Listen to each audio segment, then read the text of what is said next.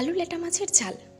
দুটো ল্যাটা মাছ ছিল, ভাবলাম দুটো ল্যাটা মাছ ও আলু দিয়ে ঝাল করলে কেমন হয়, তাই সেটাই শেয়ার করতে চলে এলাম। তো রেসিপিটা আমি কেমন করি দেখে নেওয়া যাক। আমি দুটো ল্যাটা মাছকে পিস পিস করে কেটে পরিমাণ মতো লবণ হলুদ গুঁড়ো দিয়ে মাখিয়ে রেখেছিলাম। এরপরে কড়াইয়ের তেলটা ভালো করে গরম করে এক এক করে মাছের পিসগুলো ভেজে নেব। জানেন তো, তেলটা ভালো গরম না হলে মাছের পিসগুলো ভেঙে ভেঙে যায়, ওই জন্য তেলটা ভালো করে গরম করে নিলে ভালো হয়। মাছের পিসগুলোও ভাঙবে না আর মাছটাও ভালো করে ভাজা হয়ে যাবে। মাছের পিসগুলো ভাজা হলে এক এক করে মাছের পিসগুলো তুলে নেব। মাছ ভাজা তেলের মধ্যে চৌকো করে কেটে রাখা আলু দিব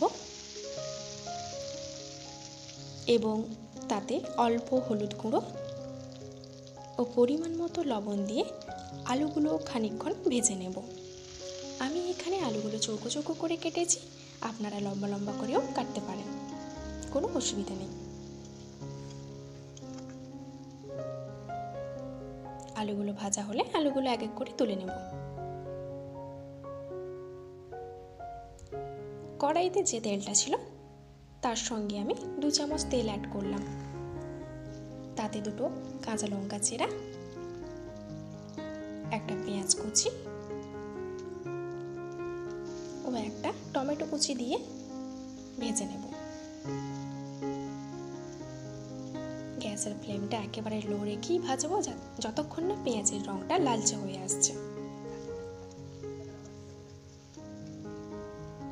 খানিকক্ষণ পরে পেঁয়াজের রঙটা লালচে হলে দেবো 1 চামচ সর্ষে বাটা ও বাটি ধোয়া জলটা অল্প পরিমাণ দিয়ে মশলাটা একটু ভেজে নেব।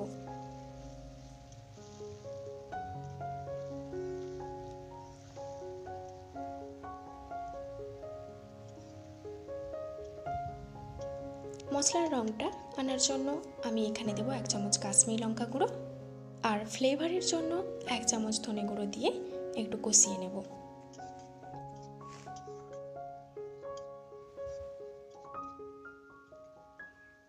মশলার থেকে তেল ছাড়লে 1 চামচ লবণ, সর্ষে বাটা ধোয়া জলটা দিয়ে একটু ফুটিয়ে নেব।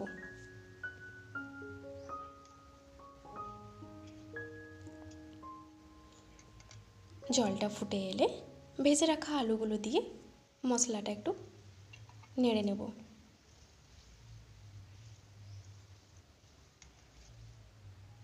এরপরে ভাজা মাছের পিসগুলো দিয়ে একটু হালকা নেড়ে চেড়ে নেব।